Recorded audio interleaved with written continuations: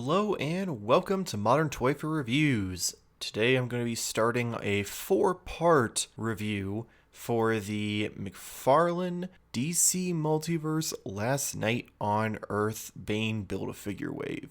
Like I said, this will be split into 4 separate parts over the course of a couple weeks, so please make sure to check back each week for the next figure. If you've managed to grab this wave before it sells out, let me know in the comments below what you think about it, or if you're still on the hunt for it. But let's go ahead and get started.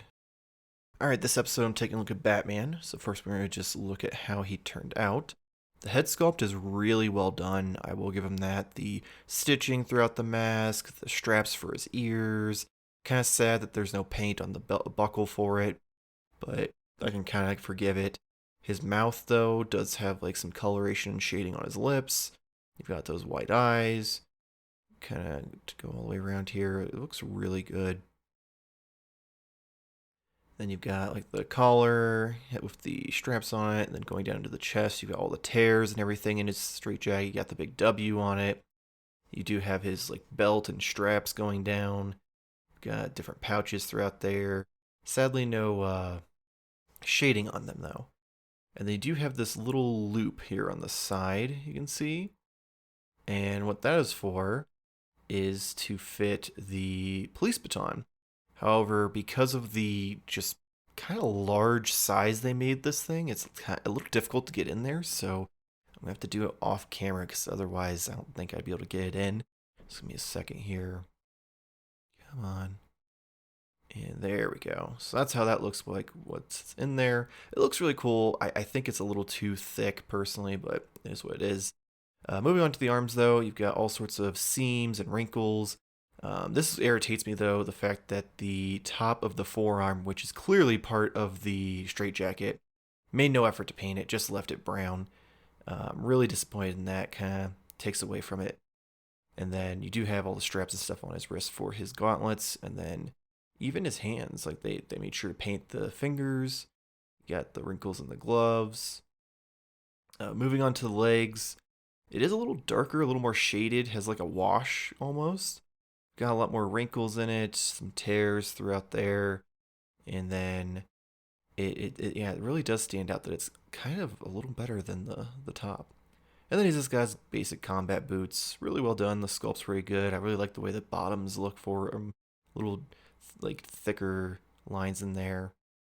And then you have the belts that dangle down from his back to make, like, a cape out of the straps for his straitjacket. So, overall, pretty good sculpt. Paint apps and general shading could be a little better, though. Alright, and now for articulation. So head does tilt to the left and to the right. You do get a little bit of down, but nothing up. It does twist around. It is a little hindered by that collar, though. And then arms go all the way up at 90 degrees. You do have a kind of butterfly joint in there, but it's kind of doesn't really go very far because of the rubber piece for the chest. You do have the bicep swivel. It goes all the way around. Got double jointed elbows. There we go. And then you have the ball joint at the wrist. Goes forward, backward, and of course swivels 360 degrees. As far as the ab crunch and stuff goes, you do get quite a bit because it is a separate piece in there. So you can go pretty far back.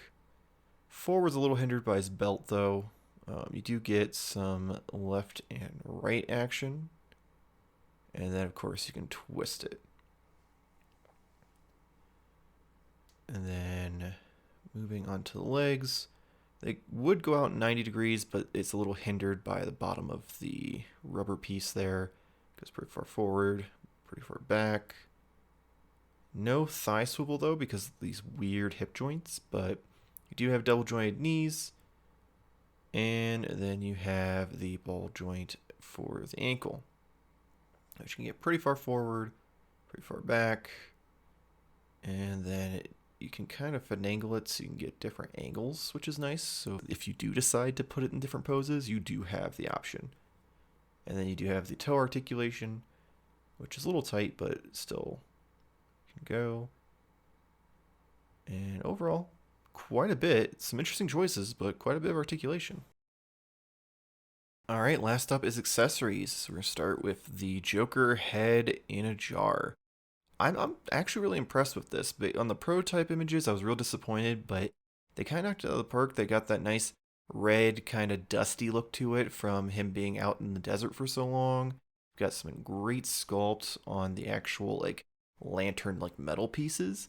Like it actually has texture to it to make it look like it's different from the glass, which is really cool. And then, like you saw earlier, you do have the police baton. Personally, not really impressed with this. It's a great ad because, you know, it is a part of the story, but they made it a little too thick like they do a lot of their accessories, in my opinion. Then you've got the standard DC Multiverse black stand, which for some of the figures you definitely need. And then the collectible card. Got that nice photo on there, and then just a description on the back. So overall, nothing too crazy. Okay, so despite some weird articulation choices and some inconsistency with paint detailing and sculpt, I really still loved this line. I will say that it may be a little skewed because realistically, no other company is going to be doing obscure one-off book series like this. So you kind of have to take what you can get, and they still did a good job overall. So I can't complain too much, even though I probably just did. But that's going to wrap it up for this week's video. As always, if you enjoyed it, please make sure to like and subscribe. Hit the little bell to get notifications when our videos go up. We have Modern Toy Fair reviews on Mondays and Modern Toy Fair news with me and Jamar on Fridays. If you want to support the channel, there's a little link below for tpublic.com. It takes you to our store. We have all sorts of different shirts and mugs, phone cases, pillows, all sorts of stuff with our logo on it, or just other designs that I've worked up in Photoshop. So feel free to give those a look. Also, make sure to check us out on social media. Twitter and Instagram are at Modern Toy Fair. We do currently have a giveaway going on, so also check out Modern Toy Fair news to hear more about that. Hopefully we'll see you next week, same toy time, same Toy Fair channel. Thanks for watching.